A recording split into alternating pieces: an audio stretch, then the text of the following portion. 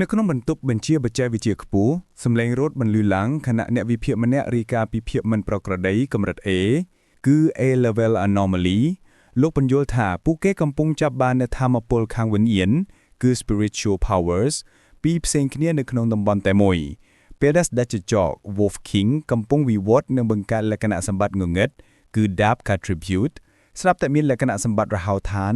គឺ Desolation attribute ដ៏ខ្លាំងក្លានិងដាច់ដោយឡែកមួយបានលេចឡើងប្រធានសមាគម Association Superior ដែលកំពុងស្ដាប់ជាមួយ Su Qingjing បានទាមទារឲ្យដឹងពីទីតាំងអ្នកបច្ចេកទេសម្នាក់ចុងអូលតែផាន់ទីដោយពន្យល់ថាវាជាតំបន់ដែលក្រុមរបស់ Su Qingjing ធ្លាប់ទទួលខុសត្រូវពីមុនប្រធានបានសួរដេញដោលថា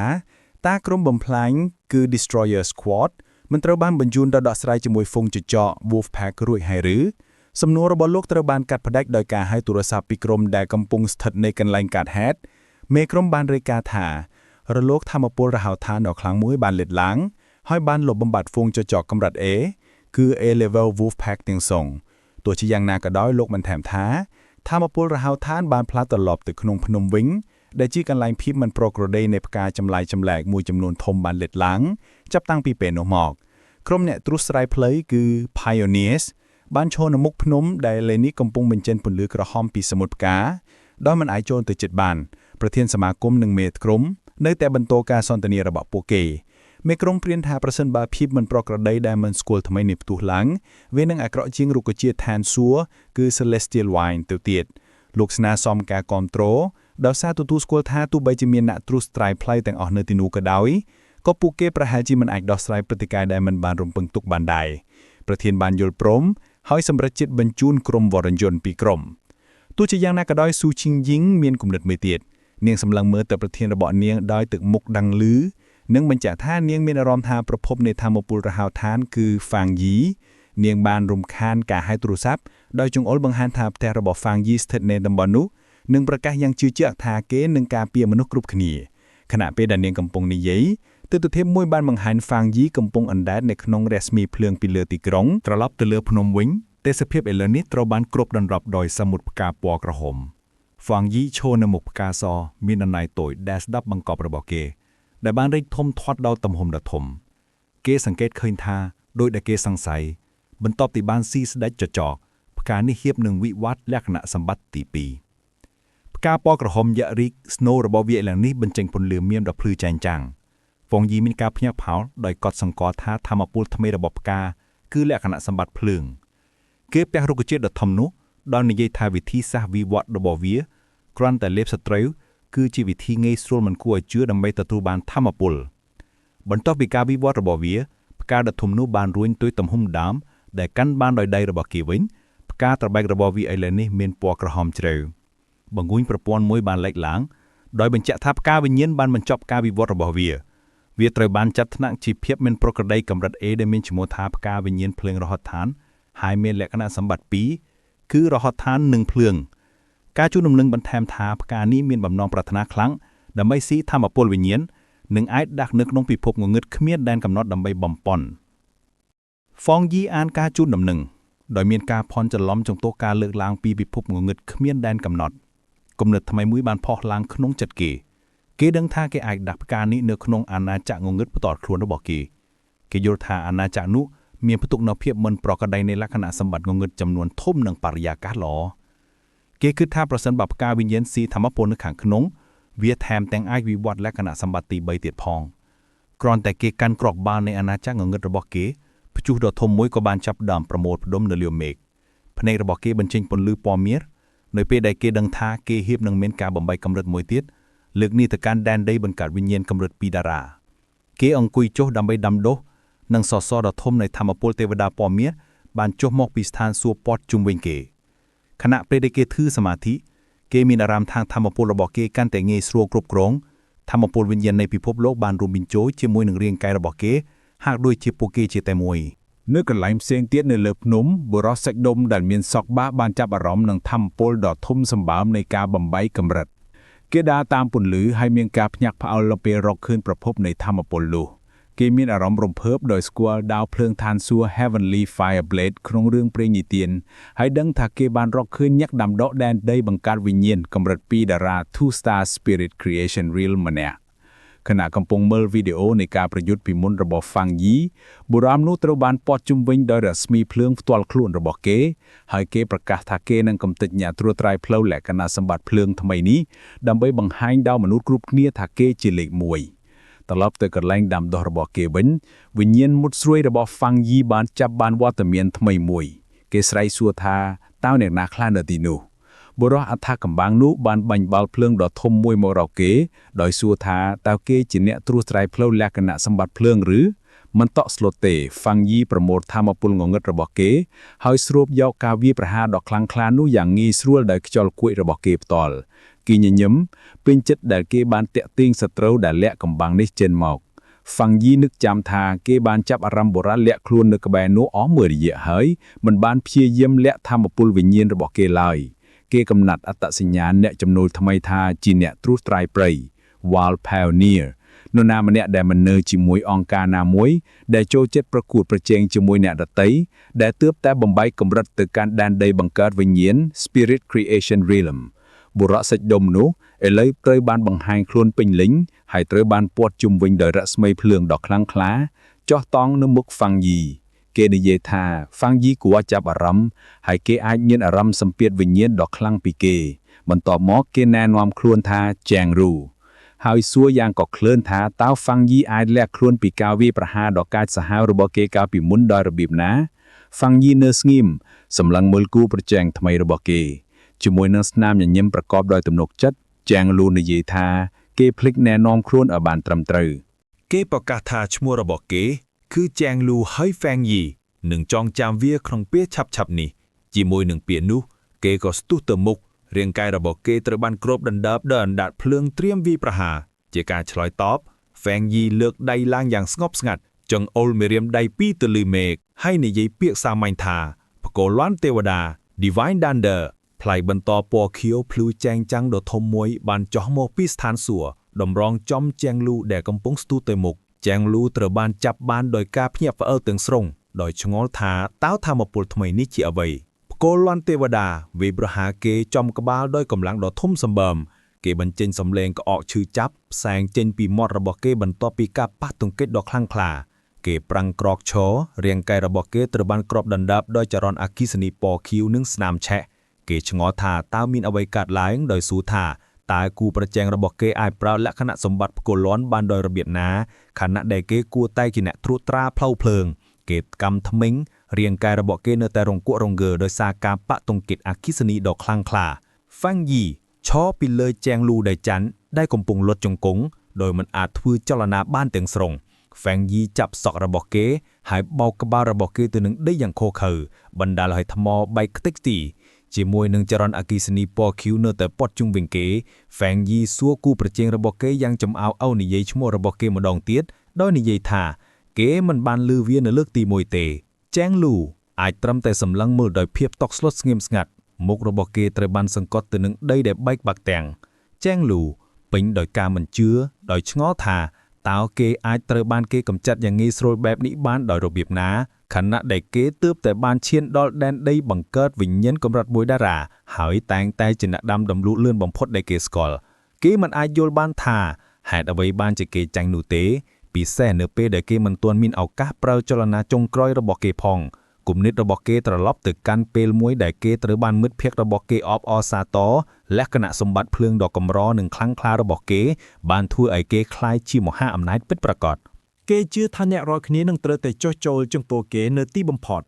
សំឡេងបដិសេធទូចមួយបានចេញពីបបរមាត់របស់ Fang Yi នៅពេលដែលគេបញ្ជូនចរន្តអគ្គិសនីមួយទៀតឆ្លងកាត់រាងកាយរបស់ Chang Lu បណ្ដាលឲ្យគេស្រ័យដោយការឈឺចាប់ Chang Lu ឆ្ងល់ថាតើគូប្រជែងរបស់គេអាចមានលក្ខណៈសម្បត្តិកលលាន់បានដោយរបៀបណាខណៈដែលគេគួរតែជាអ្នកប្រើប្រាស់ភ្លើង Fang Yi ភ្នែករបស់គេបញ្ចេញពន្លឺពណ៌ខៀវសម្លឹងមើលចុះដោយការខកចិត្តដោយនិយាយថាគេរំពឹងថាគូប្រជែងរបស់គេនឹងខ្លាំងជាងនេះទៅទៀតជាមួយនឹងស្នាមញញឹមមើលងាយ Fang Yi ចំអកឲ្យភាពជឿជាក់លើខ្លួនឯងហួសហេតុរបស់មនុស្សចំនួនក្រោយខណៈដែលគេចាប់ចែងលួយចាប់នឹងដីដោយធម្មពលអគ្គិសនីរបស់គេ ជាងលូខំថ្មិញដោយការឈឺចាប់និងការខកចិត្តគំនិតរបស់គេកំពុងប្រញាប់ប្រញាល់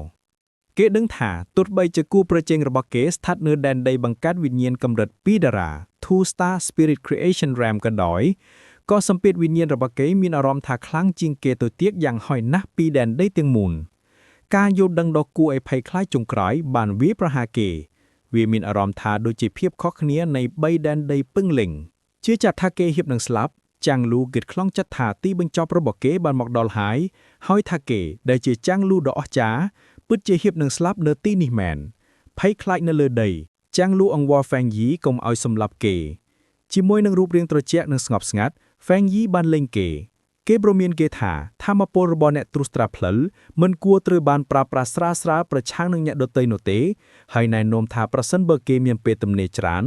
គេគួរតែផ្ដោតលើការសម្ហាត់ភាពមិនប្រក្រតីថ្មីមួយចំនួន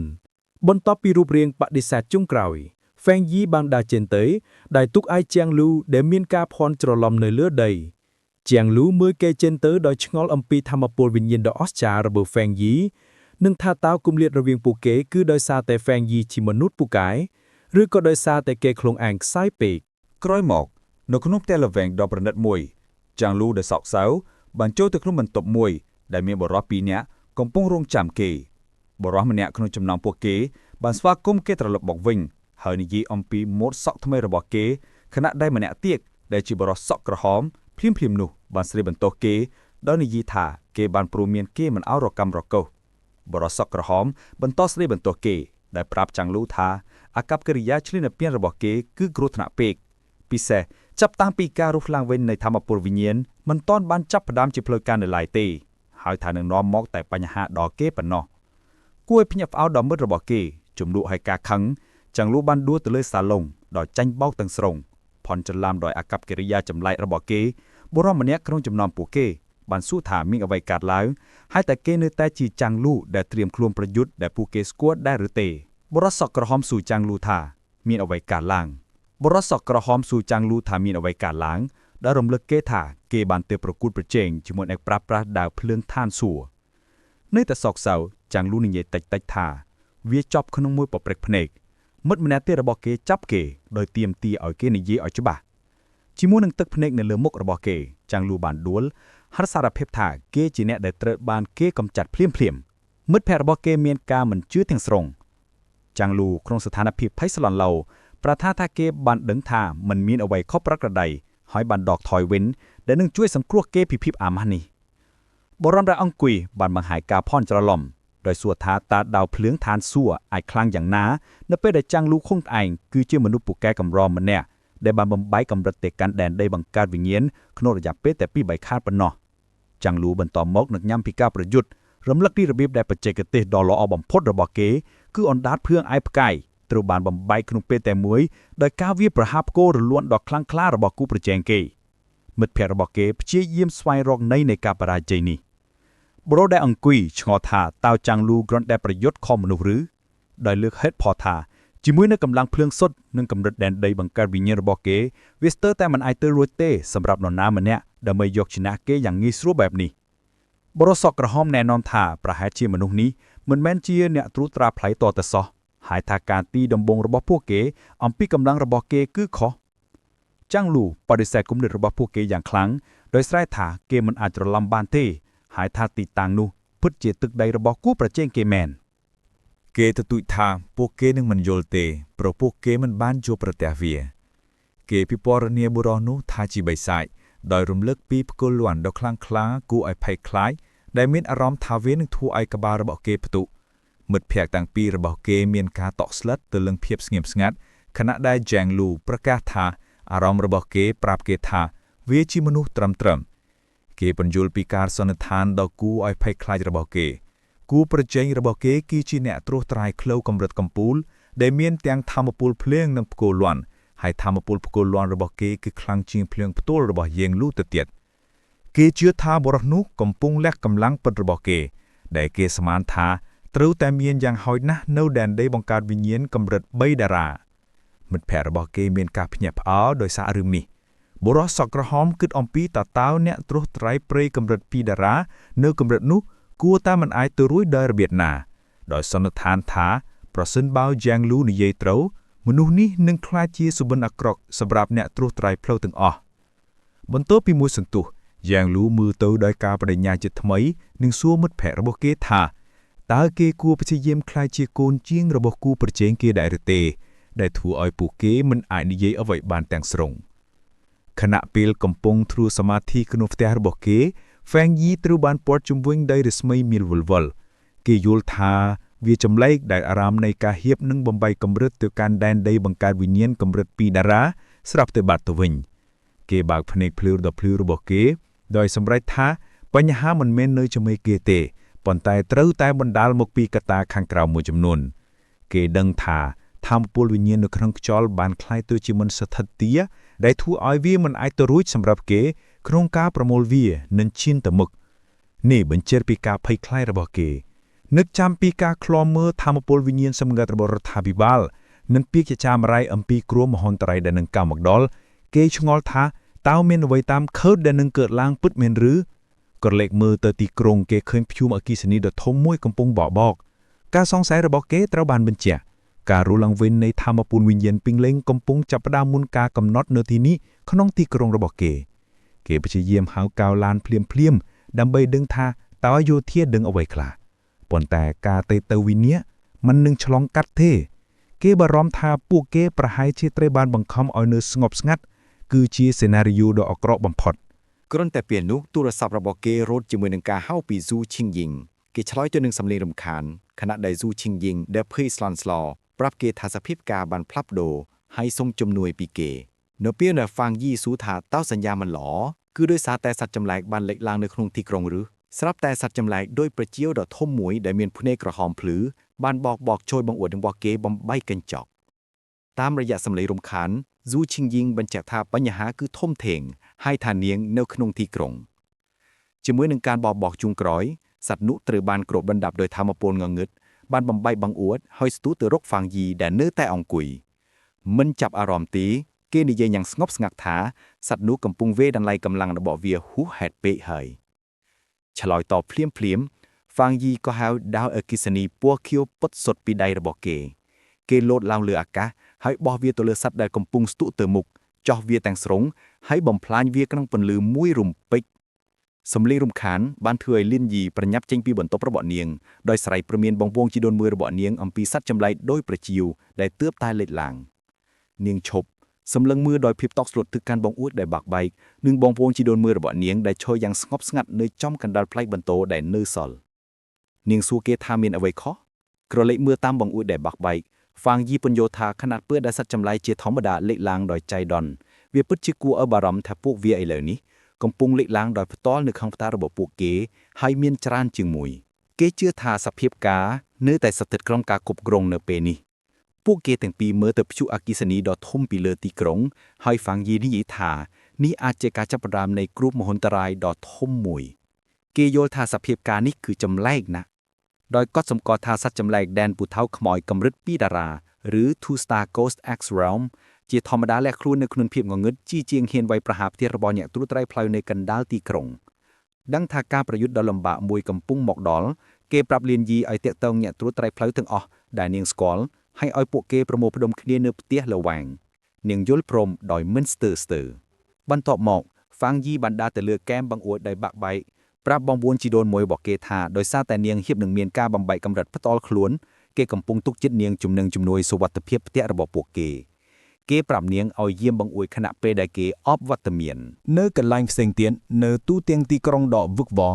ស៊ូជីងយ៉ាងនិងក្រុមរបស់នាងកំពុងស្ថិតនៅលើដំបូលអគារមួយការទំនាក់ទំនងរបស់ពួកគេត្រូវបានប៉ះពាល់រួចហើយដោយព្យុះដ៏ខ្លាំងក្លា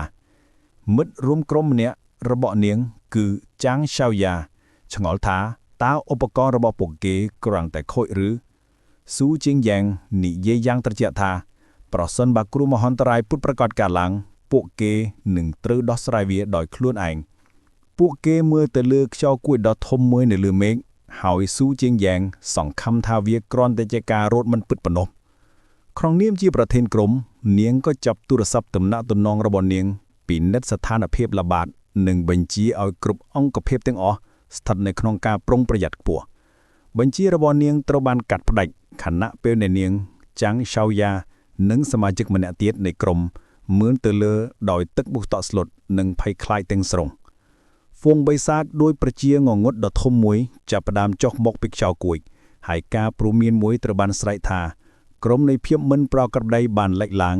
ដែលជាសញ្ញានៃការចាប់ផ្ដើមនៃការលុកលុយនៅទូទាំងទីក្រុងការរត់ក្រហមព្រមានពីព្យុះភ្លៀងដ៏ធំបំផុតក្នុងរយៈពេល50ឆ្នាំដោយប្រាប់ពលរដ្ឋទាំងអស់ឲ្យតែនៅក្នុងប្រទេសតាមដងផ្លូវត្រូវបានពេញដោយការភ័យខ្លាចនិងការភ័ន្តច្រឡំខណៈដែលមនុស្សមើលទៅលើមេឃងងឹតដោយឆ្ងល់ថាតើវាជាទីបញ្ចប់នៃពិភពលោកឬទន្ទឹមនឹងនោះជាងលូនិងមិត្តសក់ក្រហមរបស់គេកំពុងបើកបរយ៉ាងលឿនតាមដងផ្លូវសើមនៅលើម៉ូតូរបស់ពួកគេមិត្តនោះស្រែកទៅកាន់ជាងលូថាស្ថានភាពមានអារម្មណ៍ខុសប្រក្រតីហើយសួរថាតើពួកគេគួរនៅឬទៅប៉ុន្តែជាងលូនៅស្ងៀមនិងត្រជាក់ភ្លាមនោះ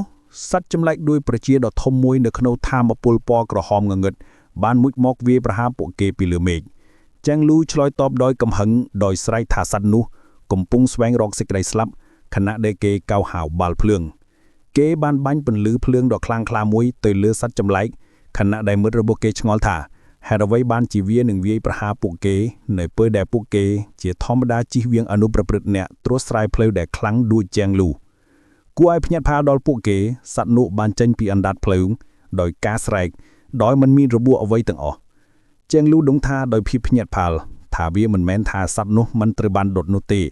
ប៉ុន្តែវាបានរត់ឡើងវិញភ្លាមអវវេមដោយធម្មពលនៃសត្វចម្លែកនៅក្នុងទីក្រុងនេះគេសម្រេចថាពួកគេត្រូវតែទៅផ្ទះភ្លាមទស្សនវិជ្ជានេះបានត្រឡប់ទៅកាលពីប្រមាណម៉ោងមុននៅក្នុងបន្ទប់បញ្ជាបច្ចេកវិទ្យាខ្ពស់នៅសមាគមធម្មពលវិញ្ញាណស៊ូឈីងអ៊ីងនិងប្រធានអបអនាងកំពុងនៅក្នុងកិច្ចប្រជុំមួយដែលមន្ត្រីម្នាក់បានណែនាំថាពួកគេត្រូវការមនុស្សល្អបំផុតរបស់ពួកគេដើម្បីទំនាក់ទំនងជាមួយហ្វាំងយីគ្រាន់តែប្រធានបារទៅនិយាយជាមួយស៊ូឈីងអ៊ីងសម្លេងរត់មួយបានរំខានពួកគេការព្រួញប្រមានពិសេសមួយបានលេចឡើងនៅលើអេក្រង់មេដោយប្រកាសថាភាពមិនប្រក្រតីកម្រិត A នឹងមកដល់ដំណើរទីក្រុងក្នុងរយៈពេល24ម៉ោងហើយថាភាពមិនប្រក្រតីដោយប្រជាជាច្រើនកំពុងប្រមូលផ្ដុំគ្នានៅតំបន់ជីក្រុងរួចហើយ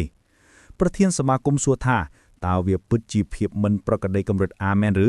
ហើយស៊ូឈីងអ៊ីងដែលព្រួយបារម្ភប្រកាសថាពួកគេត្រូវតែបញ្ជូនក្រុងភ្លាមហើយថានាងនឹងទៅផងដែរទស្សនវិជ្ជាត្រឡប់ទៅបច្ចុប្បន្នវិញដែលមេក្រុមបំផ្លាញមើលទៅដោយភាពភ័យខ្លាចនៅកំណែយៈនៃសព្វជិវដែលកំពុងចុកមកលើគេស្រែកយ៉ាងខ្លាំងចូលទៅក្នុងឧបករណ៍ទំនាក់ទំនងរបស់គេដោយកែតម្រូវរបាយការណ៍និងព្រួយប្រមានថាភាពមិនប្រក្រតីមិនមែនកម្រិត A ទេវាជាកម្រិត S ទម្រង់ស្រមោលដ៏ធំរបស់សត្វនោះរីកធំឡើងភ្នែកក្រហមភ្លឺរបស់វាសម្លឹងមើលខណៈដែលវាត្រៀមខ្លួនបំផ្លាញអ្វីទាំងអស់ទស្សនវិជ្ជាផ្លាស់ប្ដូរទៅកាន់តំបន់យោធាដ៏ស្ងាត់ជ្រងំមួយដែលមានសាវធំទូលាយនៃអនាគតទោះជាយ៉ាងណាក៏ដោយនៅខាងក្រៅសមរភូមិដ៏សាហាវមួយកំពុងកាត់ឡើង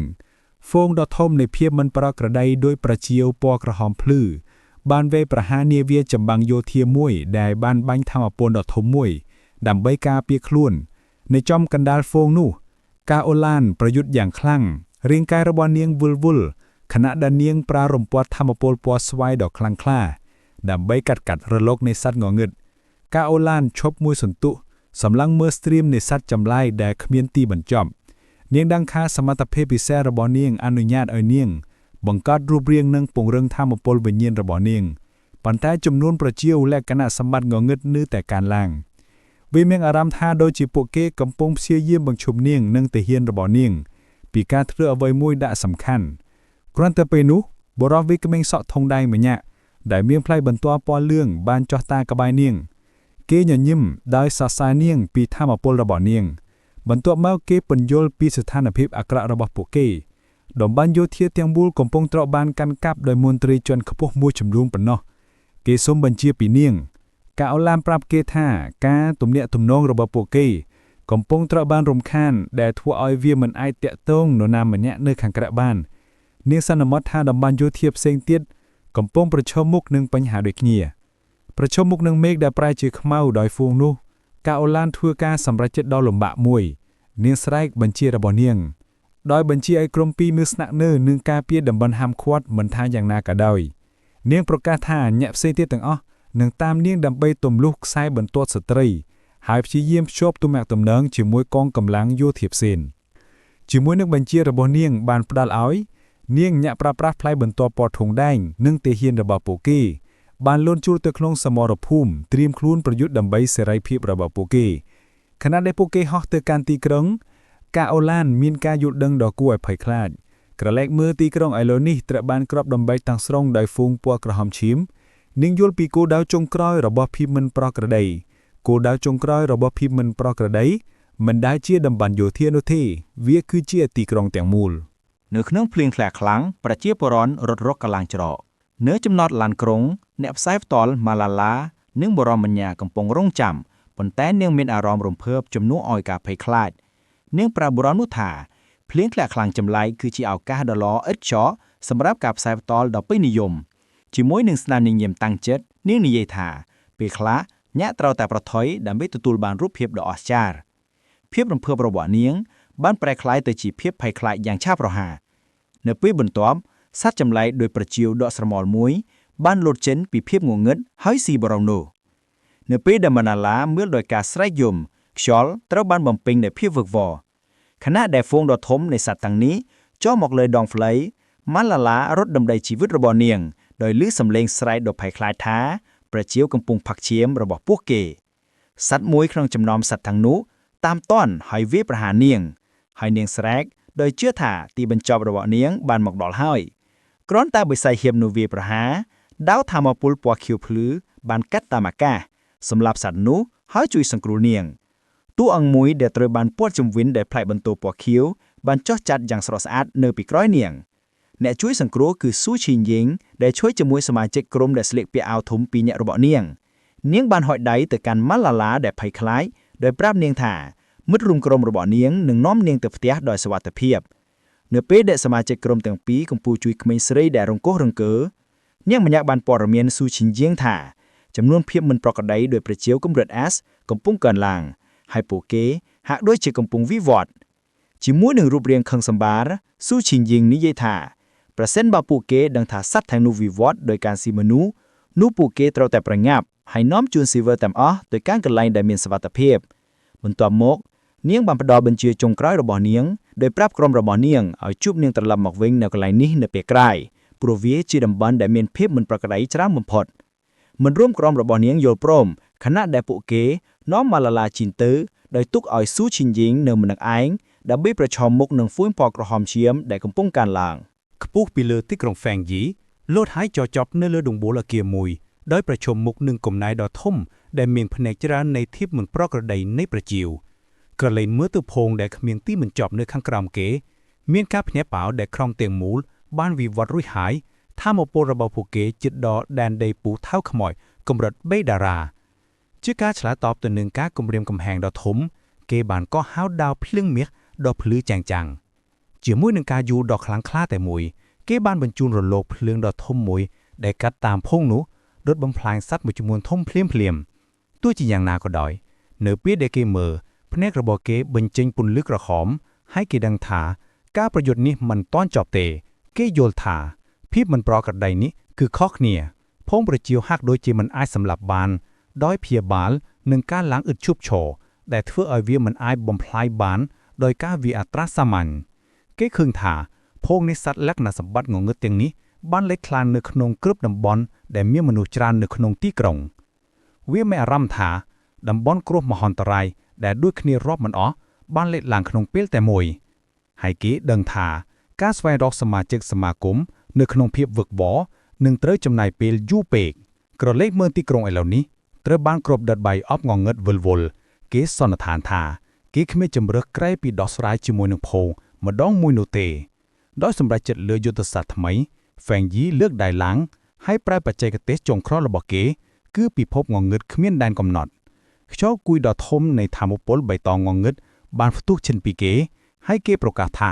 ភាពមិនប្រក្រតីនឹងคล้ายជាអាហារសម្រាប់ផ្កាវិញ្ញាណរបស់គេខណៈពេលដែលខ្យល់គួយរបស់គេចាប់ដើមស្រូបយកភងគេគិតអំពីសម្ព័ន្ធមិត្តរបស់គេទស្សនវិជ្ជាអ្នកត្រួតពិនិត្យផ្លូវដែលគេបានផ្ដុំគ្នានៅប្រទេសរបស់គេបានលេចឡើងក្នុងចិត្តរបស់គេលីនអ៊ីស៊ូឈីងយីងចាងស្យាយ៉ា នឹងអ្នកដទៃគេដឹងថាគេត្រូវតែធ្វើសកម្មភាពយ៉ាងឆាប់រហ័សគេជឿថាជាមួយនឹងសមត្ថភាពរបស់បងប្អូនជីដូនមួយរបស់គេនិងការការពារអ្នកត្រួតពិនិត្យផ្លូវផ្សេងទៀតប្រទេសរបស់គេគួរតែមានសុវត្ថិភាពសម្រាប់ពេលនេះប៉ុន្តែគេក៏យល់ផងដែរថា